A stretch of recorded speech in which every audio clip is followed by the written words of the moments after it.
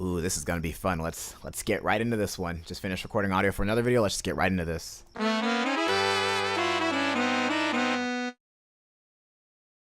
The Natsu and Gajeel versus Sting and Rogue fight. Rouge? I'ma call him Rogue. I imagine that a lot of fans of the series would argue that this is one of the best fights in Fairy Tail. A 2-on-2 showdown between Dragon Slayers from their respective guilds. This fight has a lot of weight behind it. Natsu wants to win as a sort of revenge for how Sabretooth treated his comrade, Lucy, and Sting wants to win because he wants to prove to his best friend Red Happy that he can beat anyone, including the most renowned Dragon Slayer in all of Fior. But with how Fairy Tail had a rough start in the earlier events in the festival and Sabretooth has been cruising relatively easy throughout, all eyes are on Fairy Tail to finally take back their title as the #1 guild in all of Fior and to rise against the odds. Everyone is rooting for them. This is their moment. All the hype is finally about to pay off, and Natsu solo Sting and Rogue without even trying. That's the fight. No, seriously. That's pretty much the only part of the fight that matters.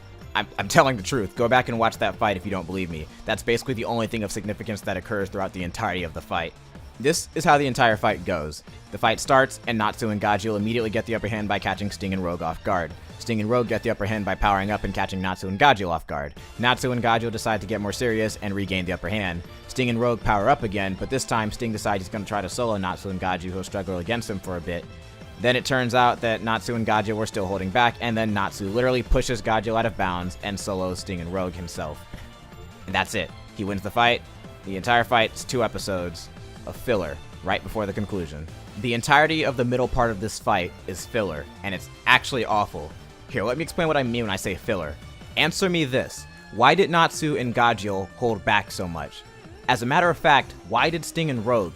I can understand starting the fight with a warm-up before getting serious, which they basically do, but after you're done warming up, you should be fighting to win. So what was the point of Sting and Rogue not going full power after the warm-up session? And that question applies even more so to Natsu and Gajeel. If Natsu and Gajeel gave it their best at the start of the fight, it'd be over way sooner. We wouldn't have had to waste our time with all the pointless fluff in the middle of them pretending that they are actual stakes.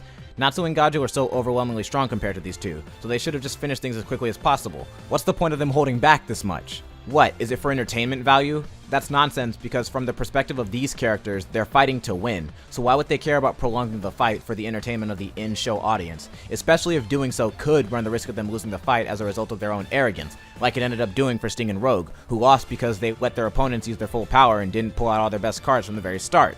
In terms of entertainment, it only serves that point for the audience, but in that way it's still stupid, because if you're actually paying attention, you'd realize that this fight is just wasting your time.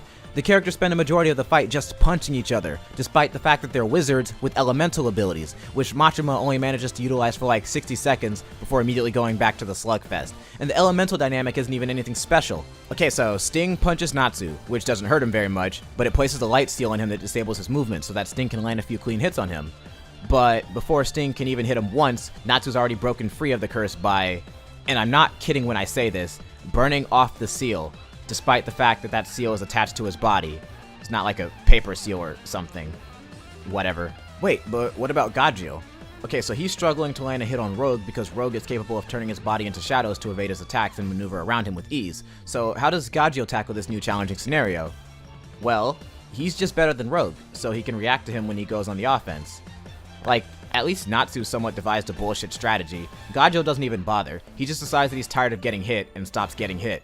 And that's it. And this is the last time they even try to play with these dynamics. Why doesn't Ryu continue to use his shadows to evade attacks? Why did this fight become 2 one-on-one fights? Why don't they utilize their ability dynamics more? Why did Natsu and Gajeel have better teamwork when they were fighting against Laxus back when they didn't even know each other as well as now? This is a spoiler warning! Here, let me take some examples from other tournament-esque arcs and other shows. In Yu Yu Hakusho, when Yusuke fought against Toguro, despite the fact that there was a lot of one-upsmanship, the reason that Toguro was holding back is because he wanted to fight Yusuke at his strongest in order to prove his ideals. If he defeats Yusuke at his strongest, then it would prove to him that humans cannot achieve real strength without sacrificing their humanity. But likewise, him losing would prove the exact opposite. But the reason Yusuke can't bring out his full power is because his power comes from his strong emotions that he's not feeling at the time, and so he can't call upon that power. It's only when his friend Kuwabara sacrifices himself in order to motivate Yusuke to bring out his full power and save the inhabitants of the arena and possibly the world, does Yusuke finally actually bring out his inner power.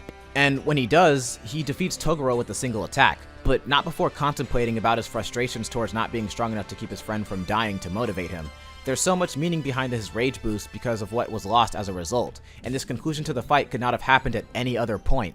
Hell, for an example from an anime I don't even like, in Katekyo Hitman Reborn, when Suna is fighting Xanxus, the reason he can't defeat him any sooner in their fight is because he hasn't mastered the technique that he needs to defeat him, since he can't win with pure strength, so he spends the latter half of the fight trying to pull it off after realizing he won't stand a chance in a head-on fight. You know what, we got 2 for 2, so let's just toss one more in there. In Boku no Hero Academia, when Midoriya fights Todoroki, there's a multitude of reasons he can't just go 100% and take him out instantly. The most obvious one being that this match is only the second match, and he has 2 more to go after this one if he wins, which he doesn't. And using 100% would leave him in a condition where he won't be able to continue fighting afterwards, because even if Recovery Girl healed him, his stamina would be heavily depleted. The second reason is that he's trying to fight while also controlling One for All so he doesn't overdo it, which he ends up doing anyway, but only after realizing he worked his way into a corner by spending a majority of the fight trying to inspire his opponent to not hold back his full power for petty reasons. But his actions have meaning, because trying to save people isn't his nature, and he ended up getting carried away in his fight and lost sight of his main goal, because he found rescuing a comrade to be a more important task, and when you consider what it leads to in the long run, his actions paid off. End of spoilers! When we get back to Fairy Tail, I have to ask once again, why did every combatant in this fight hold back so much? It wasn't to get a feel on how their abilities work, because they barely used them at all during the fight. It wasn't because they have some special condition in place that keeps them from fighting at their strongest. It wasn't out of arrogance, because even though they were holding back throughout the fight, every combatant was still taking themselves and their opponents seriously. So why? Why did you waste my time, Fairy Tail? I hope you can now understand why I think this is the worst fight in Fairy Tail. Sure, there's probably a worse one that I'm not thinking about right now, but none of them get on my nerves quite as much as this one, which is treat it like it's one of the best fights in the series with its artificial stakes and underutilization of character powers, when there's so much potential to make the middle part of the fight actually entertaining instead of a waste of time. The only real thing this fight has going for it is the context behind it. The idea of Fairy Tail finally getting back at Sabretooth is satisfying if you care at all about the characters, which the episodes leading up to the fight try to make you do.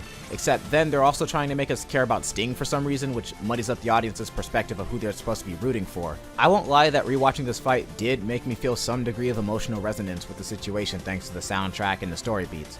But that nonsense is all on the surface level, and it doesn't change the fact that mechanically this fight is still terrible and boring. It was more interesting to watch Natsu defeat the Fire God Slayer by ass-pulling harder than a homosexual man with his favorite anal beads than this bullshit, because at least in that fight there were almost actually stakes, and there's a reason for why Natsu can't just defeat him in a second. This fight sucks.